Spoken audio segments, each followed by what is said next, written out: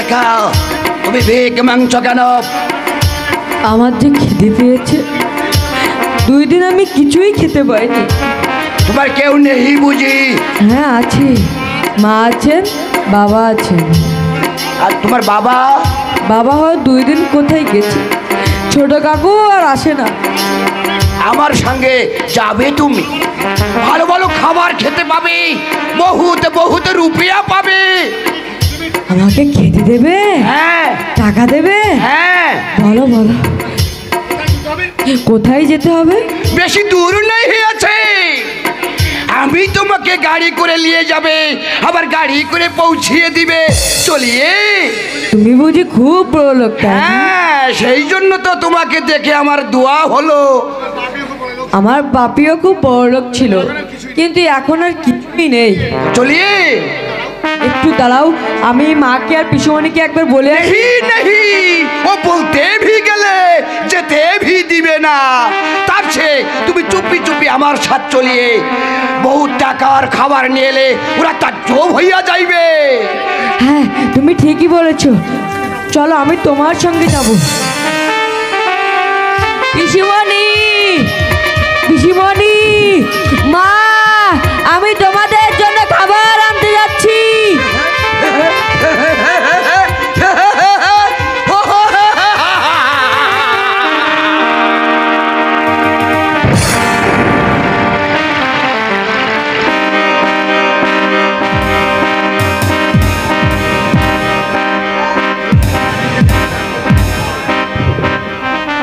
ভীম সিংকে পাঠিয়ে বিকাশকে ধরে এনে একটা অন্ধকার কারাগারে আটকে রেখেছি, কিন্তু তার করুণ কান্নায় মৌসুমীর মন পর্যন্ত ভুলে যাচ্ছে। নারীর মন তো, তাই তো মৌসুমীর কাছে সবকিছু প্রকাশ করে দেখছি আবার ভুল হয়ে গেছে। ভীম সিং, বিকাশকে নিয়ে এসো। ভীম সিং, লড়কাকে নিয়ে এসেছি বাবু সাহেব।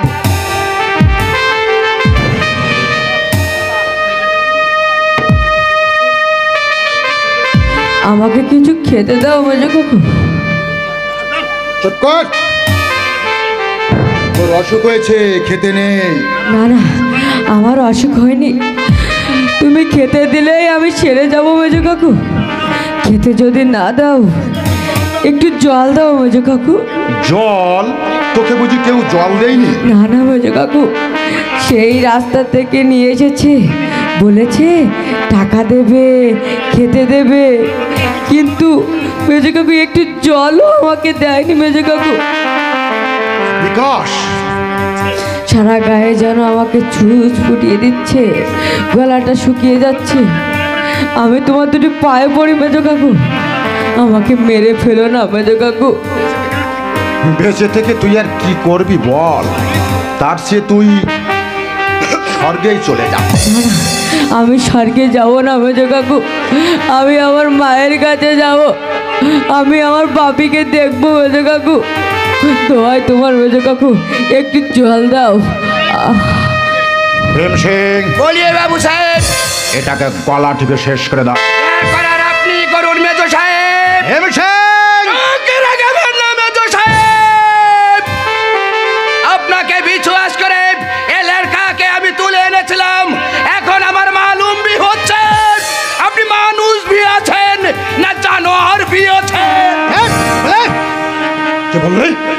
বলছি আপনার কথা বিশ্বাস করে এ লড়কাকে আমি তুলে এনেছিলাম, আপনার মতো আপনির পাশে নকরি করাচ্ছে, ভিক্ষে মেঙ্গে খাওয়া বহুত বহুত ভালা।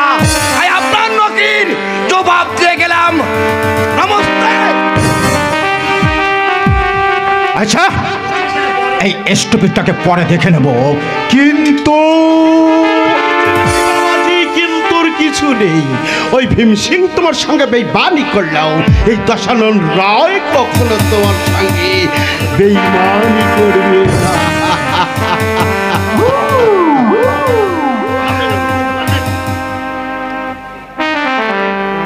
রায় মশাই, হ্যাঁ, আপনি এটাকে খুন করতে পারবেন?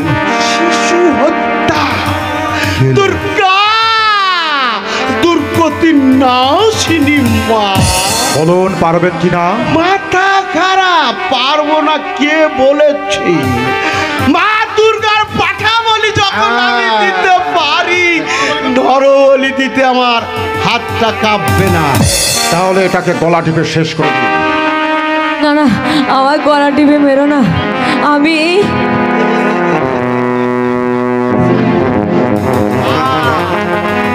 পৃথিবীতে বেঁচে থেকে তোর কোনো লাভ নেই।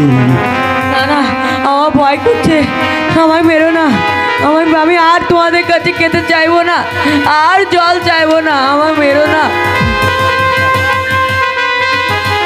যা, তুই মরতে চাস না, বাঁচতে চাস, তাই না? ঠিক আছে, আমি তোদেরকে বাঁচিয়ে রাখছি, তুই এখানে বস। তাই তো দুটো মুড়ি হলে ভালো হতো, খেতে খেতে ভালো। ঠিক আছে, আমি তোকে একটা যাওয়ার সময় না আমি তোকে একটা গান শুনিয়ে দিই। আর তো আসতে পারবি না, তোর বেশির দিকে কি লাতে যাওয়ার চাইতে একটা গান শুনিয়ে যা। ওরে যেদিন পরাণ পাখি উড়ি উড়ি দিবে আকাশ পাড়ি, ধুলার মাঝে থাকবে পড়ে দম ফুরানো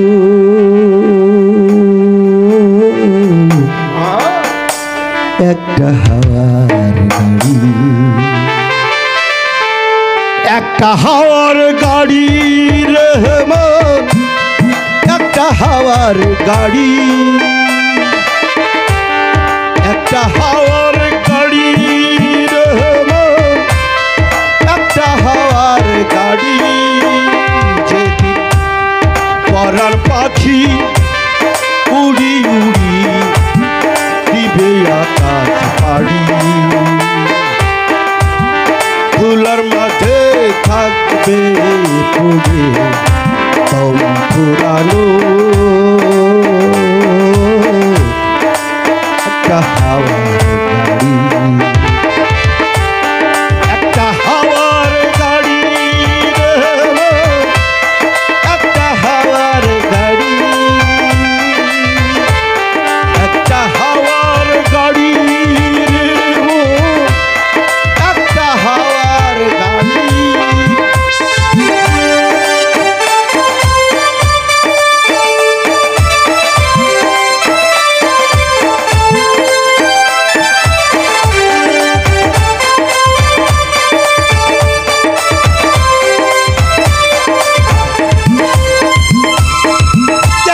পলকে নিবে যাবে তুই নয়নে আলো,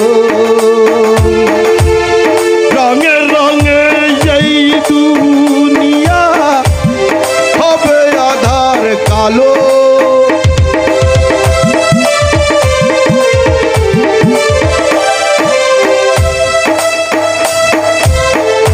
এক পলকে নিবে যাবে তুই নয়নের আলো, রঙের রঙে এই দুনিয়া হবে আধার কালো। দেখবি না আর ফুলের বাগান, দেখবি না আর ফুলের বাগান, সাজানো ঘর বাড়ি, ধুলার মাঝে থাকবে বন্ধু দম ফুরানো।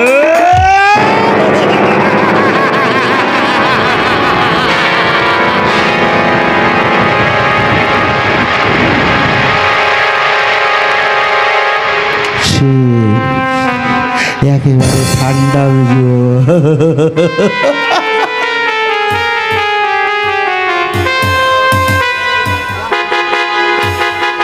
রায়মশাই, হ্যাঁ বাবা, চল পেছনের দরজা দিয়ে ওটাকে রাস্তায় ফেলে দিয়ে আসো। কিন্তু সাবধান, কেউ যেন জানতে না পারে। চল। যাচ্ছি বাবা, যাচ্ছি। কিন্তু ওই আমার শুনছো বাবা, বাবা বলেছি তো আমার ওই 1,00,000 টাকার কথা যেন ভুলো না বাবা। আমি নিয়া চা করছি, নিঃস্বার্থ বড় উপকার। ওই 1,00,000 টাকা আরে দেব, চল।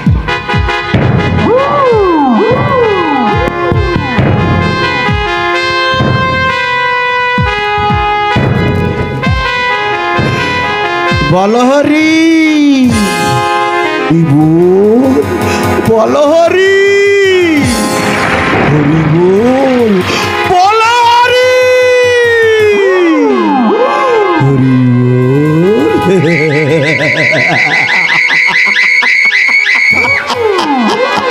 বাবাজি আমার ওই 1,00,000 টাকা আরে দেবো। দুর্গা দুর্গা দুর্গা।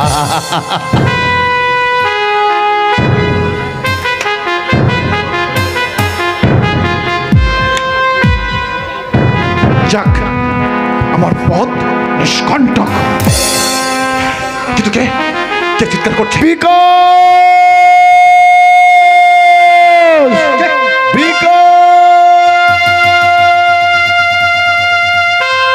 অভয়, অভয়, অভয় আসছে, অভয়।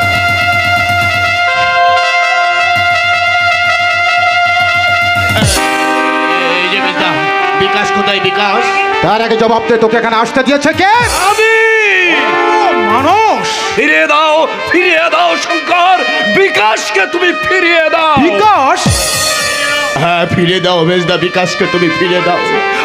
আমি তোমাকে কথা দিচ্ছি, বিকাশকে ফিরে পেলে বড়দা বড় বৌদি শিকা বিকাশকে নিয়ে এই হরিণডাঙ্গা ছেড়ে আমরা চিরতরে চলে যাব।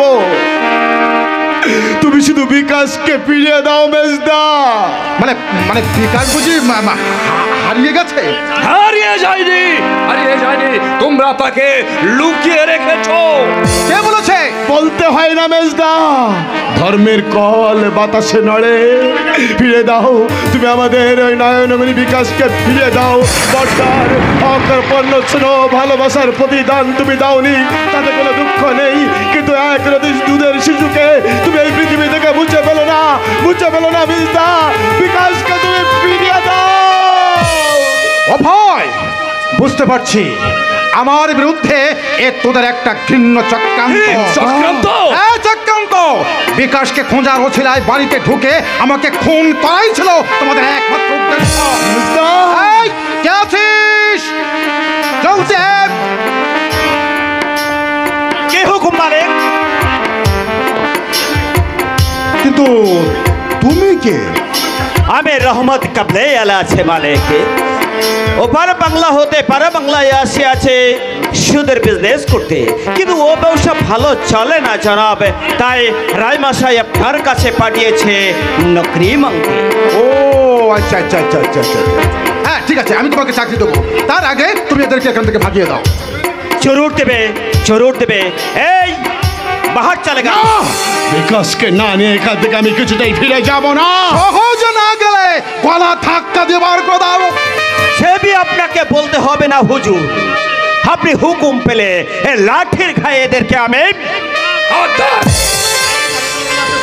আইনকে হাতে তুলে নেওয়ার চেষ্টা করো না। আইন আমরা হাতে তুলে নিচ্ছি না শুভেন্দু বাবু, বরং ওরাই চায় বেআইনি ভাবে বাড়িতে ঢুকে আমাকে খুন করতে। হ্যাঁ হুজুর, ঠিক বাত। মিথ্যে কথা। আমি অনেক আগেই থানায় ডায়েরি করে এসেছি। বিকাশকে এই বাড়ির কোনো একটা ঘরে লুকিয়ে রাখা হয়েছে। তা জেনে যাবে এসেছে। আপনারা বাইরে যান, আমি বাড়ি সার্চ করবো। ছাড় করবেন? বাড়ি ছাড় করতে হবে না স্যার, বিকাশকে পাওয়া গেছে। বিকাশকে পাওয়া গেছে? কোথায় কোথায় বিকাশ? ওই সদর রাস্তার ডাস্টবিনে। জীবিত না, সে মৃত।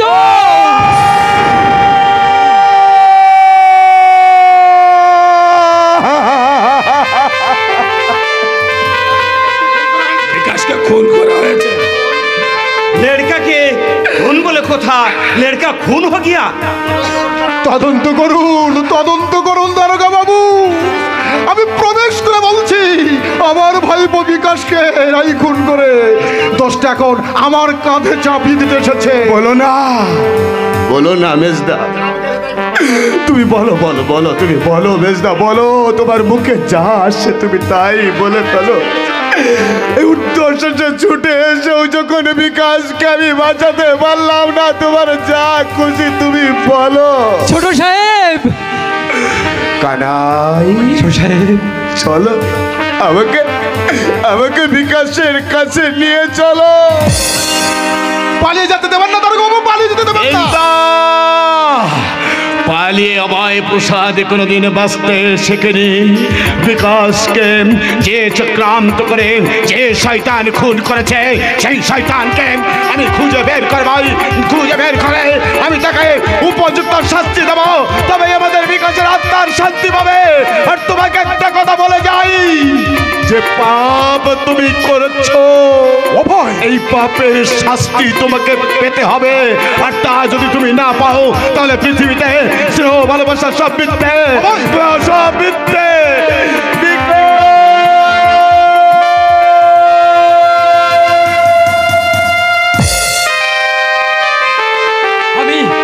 আমি বলে যাচ্ছি, বিকাশের মৃত্যুর খবর ছড়িয়ে পড়ার সঙ্গে সঙ্গে গোটা হরিণডাঙ্গা নেমে রয়েছে শোকের ছায়া, আর তাদের বুকে জ্বলছে বিক্ষোভের আগুন। না দারোগা বাবু, আপনি প্রকৃত খুনিকে শাস্তি দিন, তাদেরকে শাস্তি বুঝে দিন। যে এই মানুষের তরে মাটির পৃথিবী, দানবের তরে নয়। হ্যাঁ, মানুষের তরে এই মাটির পৃথিবী, দানবের তরে নয়। পৃথিবীটা যে মানুষের আছে আমি ভাবতেও পারছি না। মানুষই আছে। মানুষ, এই নিদারুণ দুঃসংবাদে আমি যে দিশেহারা হয়ে যাচ্ছি রহমত। সে भी तो अपने হবেন হুজুর, লড়কা কে খুন বলে কোথা। আজ বুঝলাম তোমার মৃত্যু বিধাতাও রোধ করতে পারবে না শঙ্কর। অগ্নিপতির মরণ কামনা করছো মানুষ? হ্যাঁ, করছি, কারণ তোমার মতো ভগ্নিপতি থাকার চেয়ে আমার বোনের বৈধব্য অনেক অনেক সুখে। এই স্টুপিডটাকে তুমি পৃথিবীর বুক থেকে সরিয়ে দিতে পারবে রহমত? কেন পারবে না হুজুর? মুলুক মে তো আমি হর বকতে খুন জখম করত। আপনার হুকুম পেলে একটু কেন 10-20 লাশ আমি ফেলে দিতে পারি। আচ্ছা, তুমি আমার অফিস ঘরে যাও, পরে আমি তোমার সঙ্গে সব কথা বলবো। আচ্ছা চলি। কিন্তু তুমিও আমার সঙ্গে বেঈমানি করবে না তো? হ্যাঁ, বেঈমানি? হ্যাঁ। আরে ছো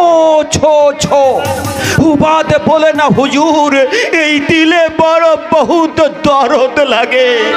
এই রহমতে খাঁটি কাবলি এলাকা বাচ্চা আছে, মালিকের হুকুমে সে নিজের জান ভে লড়িয়ে দিতে পারে, মগর সে কখনো বেঈমানি তার কাছে আরাম না আছে।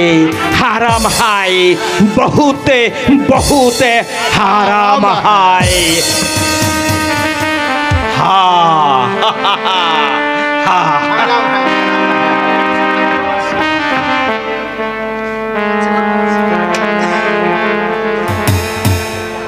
দেখছি ভাগ্যটা আমার সহায়। ভীমসিংহের পরিবর্তে রহমতকে যখন পেয়ে গেছি, কিন্তু বিকাশের খুনির ব্যাপারে না না না না, এর মধ্যে কিন্তু কি আছে? কিন্তু কি আছে? পোস্টমর্টম রিপোর্ট করলে ওই দুর্গার বাচ্চা মা দশারণ রায়ের হাতের আঙ্গুলের ছাপ পাবে। আমার গায়ে কেউ কাঁটার আর আঁচ দিতে পারবে না।